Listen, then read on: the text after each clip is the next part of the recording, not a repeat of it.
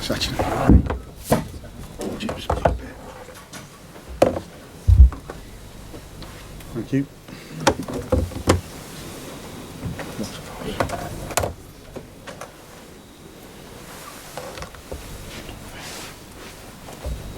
Ian Doyle. What did you make of the performance? You didn't seem too happy on the touchline. Yeah, I imagine I would have been happy with that. Congratulations to Brighton. They played an outstanding game. I really thought in moments maybe we made it a little bit too easy for them, but in general they played outstanding and we not. We tried to help the boys with slightly different organization. I actually thought it could have worked pretty well.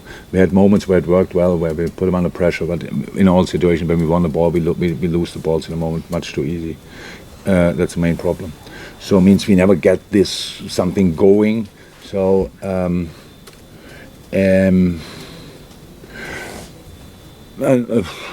Brighton was better for the whole 96, 97 minutes, but it's 0-0 half time. So, and it's allowed for us as well to play not a good half, have a kind of result, and let's go from there. But then obviously the second half started with the worst possible start, be 1-0 down, and in a game where it was obviously clear already that one team is ready to play a really good game and one team tries to, or fights have with themselves pretty much to get something going.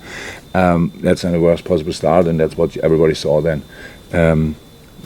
Just the problems are the same like last week when we spoke about it. We don't win the key battles on the pitch, the key challenges, and we give the ball too easy away. That's difficult to organize, like protection for losing balls you should not lose. It's not easy, but fully my responsibility because I had an idea with a different formation and that didn't work out. So, yeah. Sorry. James. Jürgen, you mentioned it's the same problems again. Is that, are the players just not listening? Are you not being able to get your message through to them, or are they not able to do what you're asking from them? Because it is the same issues again. Yeah, okay. I think it's okay to ask a question, but I don't have to answer. I don't think that the week looked like everybody got what I said, to be honest. So bringing it on the pitch is then probably a bit if you face a team full of confidence and joy and stuff like this, and then we need to have key moments as well, where we put the ball over the line, which we had obviously chances. I think for 2-1, if I'm right, probably. We had these moments, but they don't go. There was no moment in the game where we could get a little lift and go from there, and that obviously the outcome is horrible to watch. To be honest, it's on one side, I think everybody with a Brighton shirt on or Brighton heart enjoyed the game a lot, and I don't think anybody with a Liverpool heart enjoyed it for a second. So I think the players listen. I'm pretty sure about that, but I know where I'm coming from, and I see as well that it didn't look like it, but that's it. Yeah. You went across to the away end after the game, put your hands together. Was that your way of apologising to them? Yeah, I think they were exceptional, to be honest. They realized that's not our day, and they still showed that they're real supporters. Yeah, of course. You don't have a lot of. How can you really say thank you? But yeah, that was my way to do it. Jim White. Yeah, can you midway through the second half, you put 4 substitutes on at once. I just wondered, have you ever done that before in your career? I think this was I said before. I don't know. There are 4 at once. We cannot change 4 so long, so probably not. So exactly, we only can do it since a few months. Probably not. No, but 3 in once, for sure I did.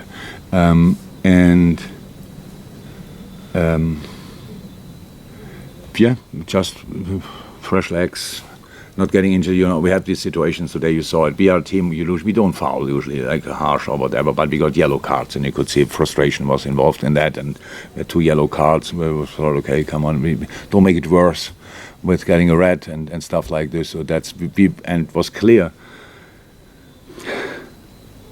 It makes absolute sense to talk about it, but it would have been really necessary to play real football, a man-marking system. You have to move, you have to play, you have to pass the ball and stuff like this. So we have footballers out there, so we said, okay, come on, bring on fresh legs and let's play a little bit. In the end, nothing worked out today. But I think always in the little football playing moments, I think everybody could see how close we were to cause more problems than we did. It was first half a situation after 2-3 passes. The centre half defensive with a long big toe, if you want. If he doesn't reach the ball, then Cody is alone in front of the goalie. Stuff like this. So we didn't have that.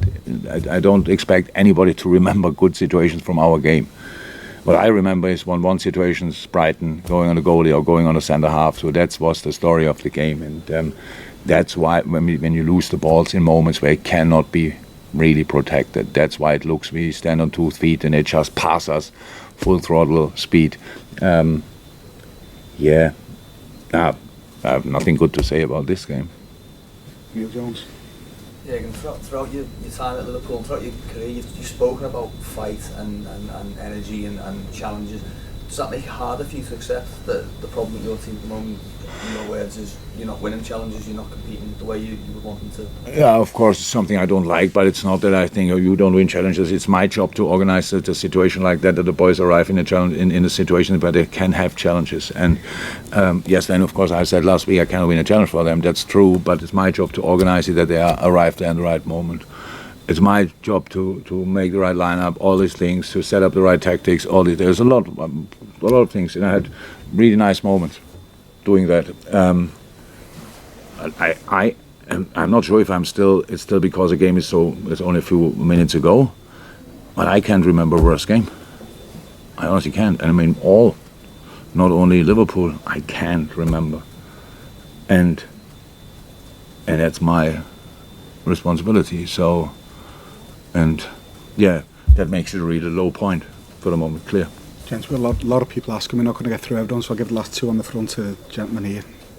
His decision. I was just going to ask if there are some games where you just have to say on the coach home, let's just forget about that. No, there might be games. This is not how we say a one-off or something like that. Unfortunately, the moment is not great. So yes, we have injury problems, all these kind of things. But come on, the team we could line up today was absolutely not a bad one, really not. What we made of it was not good. That's true. But no, it's not a moment where you say, "Come on, forget it." And actually, I didn't say a lot after the game now to the boys because I don't think anything what I would have said would have helped. And it's not the right moment to start. If I have to say something which helps either way, like wake somebody up or lift somebody, then I have the time for doing that tomorrow. But I was not in a right mindset to do that tonight, this afternoon. Changes in particular with people like Henderson and Fabinho and Matic coming up, who've been so integral to all the success that you've had. It sort of feels like that team is something of the past now, and you really have to build something completely new. It's our fault that you can ask this question. I understand it, but it's not like the changes had now nothing to do with that. So I cannot change offensive players because I don't have, really. So it's not that we say, okay, up front is everything all right, but in midfield is everything not good. That's why we changed there. We're slightly limited, but our fault that you have that impression. So. But neither Fabinho nor Henderson have had their best season this year, have they? And some others, true. No, if they, no, probably not. Who had their best season yet for us? Yeah, difficult there. So, yeah, but I that's the normal things what coming up when you open the door for these kind of questions, for these kind of thoughts. I understand that, but we have to make sure that you can ask this question anymore, and that's obviously our job. Thank you, everyone. Welcome.